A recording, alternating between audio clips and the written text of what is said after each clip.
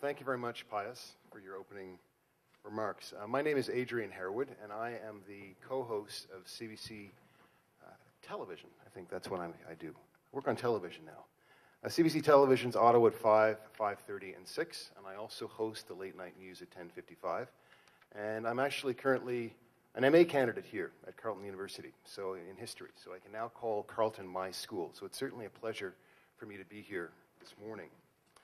The Canadian journalist and popular historian Pierre Berton famously called 1967 the last good year.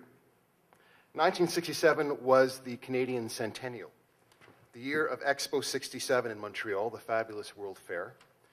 1967 was the last time the Toronto Maple Leafs, featuring a defenseman by the name of Tim Horton, yes, that Tim Horton, won the Stanley Cup. They beat the Montreal Canadiens that year in 1967. It was also the year that a rising star in the Liberal government of Lester Pearson, Justice Minister Pierre Elliott Trudeau, uttered these words, quote, "There's no place for the state in the bedrooms of the nation." But in spite of Pierre Berton's insistence that 1967 was the last glorious year, 1976 will always be the dearest year to me. 1976 was the year that I came of age. I was 6, and I was in grade 1 at Brook Lane Public School on Meadowlands Drive. In 1976, the Parti Québécois, led by René Lévesque, forever altered Canada's political landscape with their stunning victory in the Quebec provincial election.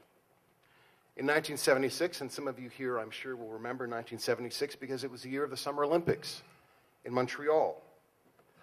But the Olympics also came to Ottawa. Some of you might not know that. The Olympics came to Ottawa in the form of soccer games because a number of preliminary Olympic soccer games were held at Lansdowne Park. And I remember this because I think my dad took me to see one of those games. It was Iran against Cuba. Iran won the game 1-0.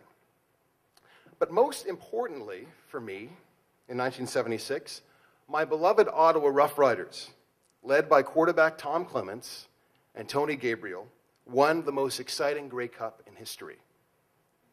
Those were glorious days in this city. Now that I've officially reached middle age, I can say with confidence that I remember what life was like 35 years ago, which is rather astonishing for me to realize in a rather frightening way. My memory of Ottawa in 1976 is that it was quite provincial. It was more big town than city. And although it was Canada's capital and thus home to diplomats and international conferences, it wasn't a very cosmopolitan place. In fact, people in Toronto and Montreal derisively called Ottawa, my hometown, boredom on the Rideau. It was not a term of endearment. People would often make the joke that the best thing about Ottawa was Hull on a Saturday night. Ottawa's black community, then, was small, and it was tightly knit. It was mainly West Indian and Anglophone. Many community members had arrived in Canada in the 1960s, often to attend school and then to work. Some, like my father, who had touched down in the 1950s, had come even earlier than that. On weekends, along with dozens of other youngsters wearing dashikis and sporting big old afros, I attended a black community school, a cultural school called Impact Heritage. Whenever my parents walked down the street in Ottawa in 1976 and saw a black person, they would always acknowledge them with a smile, a nod, a wave, or some other form of greeting. It was a sign of kinship and of solidarity. And so I grew up doing the same. As a kid, I was convinced that my parents knew every black person in the city. And they probably did. 1976 was a long time ago. As I said, 35 years ago. Ottawa is certainly not what it was. The city, in many ways, has grown up. It isn't just a civil service town. In spite of suffering some major setbacks, it remains a center for high tech.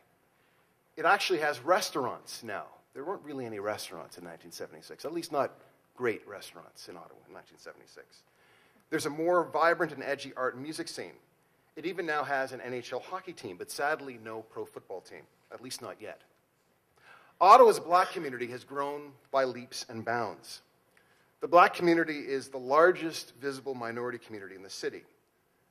So the community is far more diverse than it ever was, with a much larger proportion of its members hailing from various parts of continental Africa and increasing numbers speaking French as their primary language. Walking the streets of the city today, I'm often amazed, wondering where all the people came from. I'm wistful about those heady days in the 70s when I felt everyone in the community was part of my extended family. In 2011, I no longer nod as much as I used to, or say hello as often. There are a lot more people to nod at, which is a good thing, In the 1970s, the Black community faced a myriad of challenges, one of which was the way in which Black students engaged with the public education system. Many young Black people were often sent to vocational schools, in spite of being capable of doing more academic work. 3 decades later, challenges with the education system persist.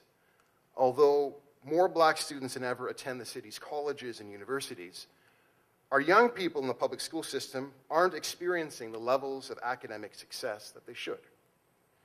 Today, there are more organizations representing the interests of the community than ever before, and yet there are questions about the community's cohesiveness. How much of a community is the Black community?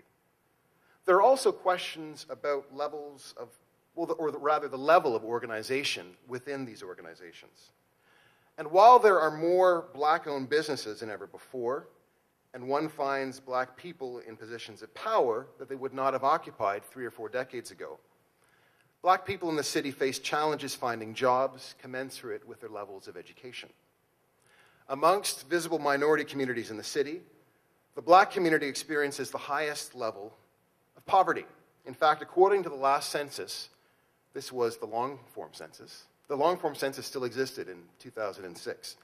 But according to the last census, 40% of Ottawa's Black community lives below the poverty line, which is quite a disturbing figure. So the challenges remain, but so do the opportunities. And Black people in Ottawa are better placed than ever to capitalize on those opportunities.